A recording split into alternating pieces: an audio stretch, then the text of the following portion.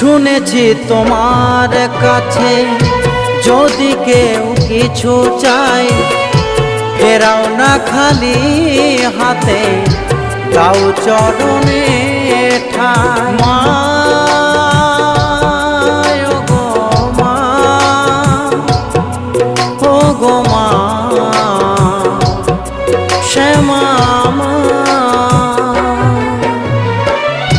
শুনেছি তোমার কাছে যদি কেউ কিছু চাই, ফেরাও না খালি হাতে, দাও চরণে ঠাই।